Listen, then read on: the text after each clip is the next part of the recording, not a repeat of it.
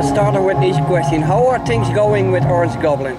Okay, good, I think. We've had a sort of relatively quiet year compared to the previous two. We haven't toured so much, but you know, we've picked and choose the sort of festivals that we wanted to play, and we've had a lot of fun doing it. Festivals like Hellfest, Dowerfest yesterday have been really good.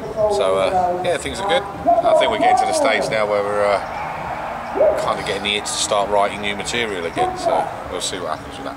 Cool. This year is your 20th anniversary. When you look back at those years, how does it feel for you? Do you think you're at a point now that you expected to be then? I don't think we ever expected it to last this long. You know, I think when you start a band, you don't look beyond sort of recording your first album or even demos. So everything that's happened has been a bit of a bonus, I'd say. You know, getting signed to a label like Rise Above in the early days was you know, a real big stepping stone for us, I think, because it was at the time when the stoner rock scene was really sort of blooming. So to be involved in that has held us in good stead, I think. You know, it's still relatively underground form of music, so we appreciate everything that we get, and we know we've worked hard and earned it. So 20 years down the line, it's kind of rewarding looking back at that. Not me. I think we haven't made enough money. We're not famous enough. I'm still struggling. You know, I haven't got a Porsche, so I'm leaving. I'm done. No, it's been great. We've done much more than we ever thought we'd do, so we're happy. We're still loving it. We've got to travel all over the world, having fun with our friends. So that's always good. Much better than that, yeah. Absolutely. Your latest album was called Back from the Abyss. Did you? Can you tell me what that abyss was that you came back from? I think it was like a reference to going into the unknown when we all gave up our day jobs in 2013 to have a go at doing the band full time. It was, you know, a real big sort of change for all of us, because, you know, with children, families and mortgages and things like that to leave behind, it was like stepping into the abyss. And with that album, it was like us just saying, you know, we survived, we're still here, we're still doing it. Being a full-time band, is it easy to? Nah. I mean, we've all had to go back and go back to work in day jobs, because for a band of our size, it's just not financially viable to carry on. You know, we were doing a hell of a lot of shows, which meant a lot of time away from home, and the amount of money we was earning just didn't warrant being away for that sort of amount of time. So, I mean, it's great to do it. It's everybody's dream to be in a band and to tour. But like Ben said, if we were 20 years younger, to earn the money to carry on doing it, you have to be on the road all the time, really. And so we come back for a little while, and then we're like, oh, we need to go back out. But it's not always easy to keep booking shows as well. And it's kind of nice now. We're in a good place where we do the bands how we used to do it. We do these festivals and the odd tour, and then we get to actually see our families and our kids. And yeah, it's just a nice balance now. We've kind of found that this is what works. We've tried. But you also still do club shows, or only festivals? Yeah. We do club shows as well. There's a tour in December in the UK. We're doing it's a 13 or 14 day tour to sort of celebrate the 20 years. Oh, that's the 20th anniversary tour. Yeah, I read about it on your Facebook. When I listen to your albums, they sound very cinematic to me. Right, okay, that's cool. Do you get a lot of inspiration from classic movies?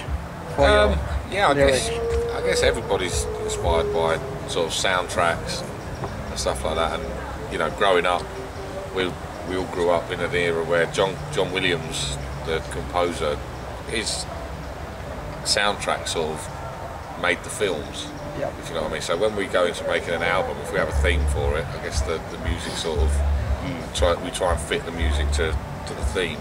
And I guess we get that from people like John Williams, John Carpenter. Is it true you also like classic horror movies? Me, yeah. Yeah, I mean, we're all fans of horror movies. Oh, mate, terrifying. But I'm a particular fan, and you know, I like collecting them and sort of digging into the well of stuff that you've never seen and things like that. So. Okay, what is your... I know it's a hard question, but what's the first sick movie that comes to mind when you think of it? Sick movie? Yeah, or scary. Oh, the first, I mean, I think the one that opened it up for me was, as a kid, I watched An American Werewolf in London. It's horrendous. And it's still as good now as it was sort of the first time I watched it. And the library scene in Ghostbusters was terrifying. And The Shining, I think The Shining was one of them first films that sort of made me sit up and think, this is cool. I quite like this thrill of being sort of scared and sort of, you know, hiding behind the sofa sort of thing. Imagine you would have the chance to make a soundtrack for a movie. What kind of movie would you like it to be? I'd like to make a soundtrack to something like a really classy giallo movie, like a Dario Argento sort of movie, something like Suspiria. But you know, obviously Goblin have got that covered. And in the last couple of years, I've been fortunate enough to go and sort of see Goblin play the Suspiria soundtrack live, and I've got to know Claudio Simonetti, which is really cool. I always wondered, now you're mentioning the name, how did you get the name for the band, Orange Goblin? Was it a wink to that band, or was it more like the mythological creatures? It was a mutual love of 70s rock. I mean, we sort of just, what's the word? Well, they all had colours in their names, Deep Purple, Black We realised they all had a colour in their names, names, Pink Floyd, you know, Blue Cheer. So we wanted a colour, and orange hadn't been used, and then the Goblin came from Lord of the Rings and Tolkien sort of inspired stuff. So Orange Goblin. And we realised it's ridiculous, but it's, you know, quite unique. I don't think we've run any risk of a lawsuit from anyone else with the same moniker. So no one else would be that stupid. You're a big Tolkien fan also? Sorry? You're a big Tolkien fan? Yeah. Yeah, I think everyone was a bit sceptical when Pete Jackson announced he was going to make the movies, but I think he did a great job. He did justice. In many interviews I read with you, you mention a lot of older bands like inspirational for your music, but do you also get inspiration from newer bands? New bands, yeah, I think. We watched Cavel Attack. Yeah, I think Cavel Attack, bands like Blues Pills and Graveyard, and you know, there's a lot of recent bands that they make you sort of keep you on your toes, I suppose. And you realise you have to sort of keep, you know, trying to better yourself each time. Yeah, big bands like Mastodon at the moment, fantastic inspiration from them. High on Fire still continue to turn out great records. The Goat Snakes, phenomenal. But yeah, like Chris said, I think Cavel Attack are the one band that sort of really struck a chord with us in the last sort of 5 to 10 years. Okay, cool. Not so long ago you toured with the band Down. Also a very epic band. How was it to be on the stage with those guys? It was great. I mean, massive inspiration on us. You know, even back to sort of the pre-Down bands. Phil was in Pantera, Jimmy with I Hate God, and Pepper with COC. So to actually get to meet them guys and hang out and be taken on tour was an honour and a learning experience. And they make you feel it was great fun. Yeah, you know, we feel a lot of bigger bands sort of keep themselves hidden away, and you don't get to mingle or have anything to do. But Down were very welcoming into the dressing room every night. Wanted to drink, dance. It's a fly. It's not a wasp. It's a horse fly. I read you often get a question about what your favorite band was you played with, and then you say, yeah, we played with a lot of bands, but we forgot most of them because of drinking. Now I'm wondering, what's your favorite poison during touring? Your favorite drinking? I think whiskey's probably been #1 reason for memory loss. Yeah, I think we obviously drink a lot of beer and whiskey, but it's always really nice to get a good bottle of red wine. Yeah. And it's always nice when you have something different. Like last night we had vodka instead of whiskey, and it makes a nice change. And occasionally you get. We like to have a varied diet, you know. So yeah. Vodka one night. Sometimes you get things out of blue. Remember in Frankfurt when we asked for a bottle of Havana rum, night. That's nice. We've got a nice bottle in there actually. No. Gentleman Jack. Oh, we've got a Gentleman Jack tonight. Have you ever had a Spinal Tap moment? Every day. Oh yeah. Yeah? 20 years. Yeah, Worth 20 years of Spinal Tap moments. Every single day. Yeah. What was it that happened?